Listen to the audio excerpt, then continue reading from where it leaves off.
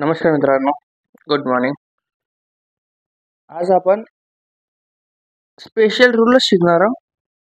पण त्या special rule मध्ये एक वर्ड ऍड झाला आहे, अबाउट.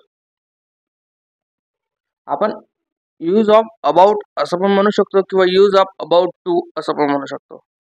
कारण की वर्ब 6 लागला म्हणजे अबाउट टू चा वापर करण्यात आलेला आहे.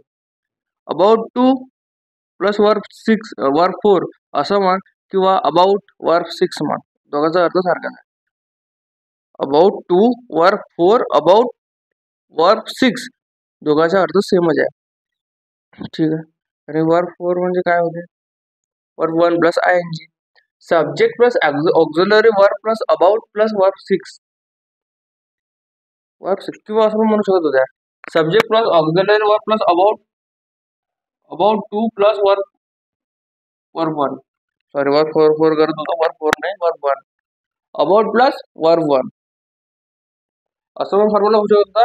Subject plus auxiliary verb plus about 2 plus verb 1, किंवा असं पण म्हण subject plus auxiliary verb plus about plus verb 6, किंवा वर्ब 6 आणि वर्ब 6 आणि 2 प्लस वर्ब 1 हे दोन्ही सेम असतात, सारखेच असतात. वर्ब 6 कसं तयार होतो? 2 plus verb 1 is equal to verb 6 तयार होतो. याचा वापर कधी केला जाते? एखादी अत्यावश्यक गोष्ट आहे किंवा अत्यावश्यक काम आहे, किंवा यार 100% शुअरिटी आहे का नाही, असं नसं तर होणारच होतं, तशाने तसं तर होणारच होतं. 100% शुअरिटी वाले जे गोष्टी असतात, काम असतात, ते आपण एकमेकांना एक दुसऱ्यांना सांगण्यासाठी अबाउट टू चा वापर करतात, या स्पेशल रूलचा वापर करतात. इसेन्शियल जे वर्क असते, थिंग असते, तेव्हा वापर करतात. राहिली गोष्ट टेन्सची, जी लिहिलेच आहे, ऑक्झिलरी वर्ब ज्या काळातली गोष्ट असेल, ज्या टायमाची गोष्ट असेल, त्या टायमामधली तो टेन्स वापरायचा, विषय खतम. कळलं? For example, she is about to come. She is about to come, ती येणारच आहे, ती येणारच आहे. Subject she, auxiliary verb is about verb 6 जो आहे तो टू कम हा वर्ब 6 आहे. किंवा असं पण म्हणू शकतो, subject she, auxiliary verb is about to come हा वर्ब 1 आहे, कम वर्ब 1. वर्ब 6 मन किंवा 2 प्लस वर्ब 1 मन सेमच आहे. पुढली गोष्ट काय म्हणते? शी इज अबाउट टू कम, ती येणारच आहे, ती येणारच आहे. शी इज अबाउट टू कम, जास्त काही वाट बघत बसा, ती येणारच आहे, 100% शुअरिटी आहे, ते येते. He is about to go, he is about to go, तो जाणारच आहे. किती अडवण्याचा प्रयत्न केल्या तर तो कोणाच्या बापाची ऐकत नाही, तो जाणारच आहे, तो जाणारच आहे. She was about to die, she was about to डाय.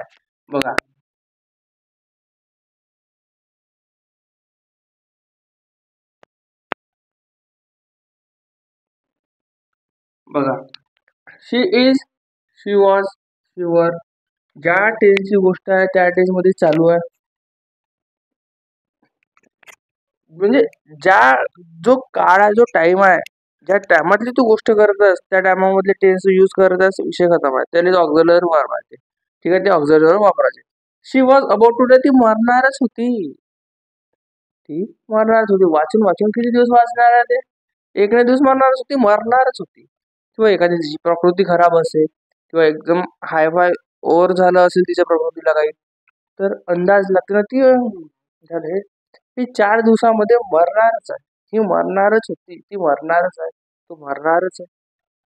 जो 100% शुअरिटी तर नाही म्हणा या मरण्यामध्ये, पण 75% वाटते, किंवा ते किंवा जोर देऊन बोलत आहे यार, हे मरणारच आहे, जोर देऊन बोलण्यासाठी अबाउट टू चा वापर केला जाते.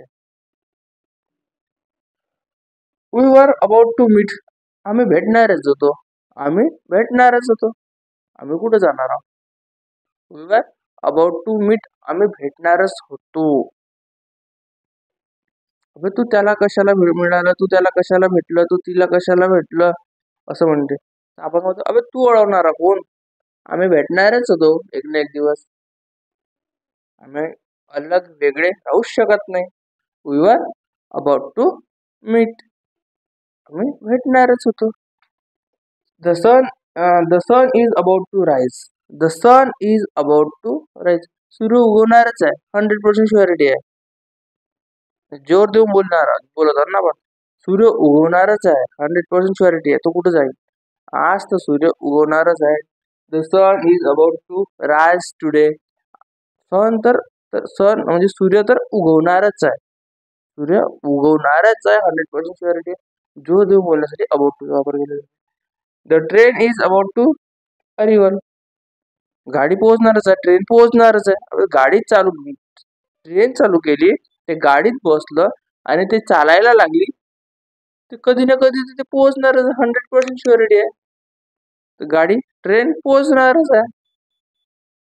आता बसलंच गाडी म्हणजे जोर देऊन आणि 100% शुअरिटी दिसते याच्यामध्ये की हा यार आता गाडीत बसलो तर पोहोचीनच ना 1-2 तासात.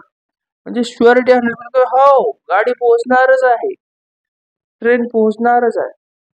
एकदम शुअरिटीनं बोलत आहे.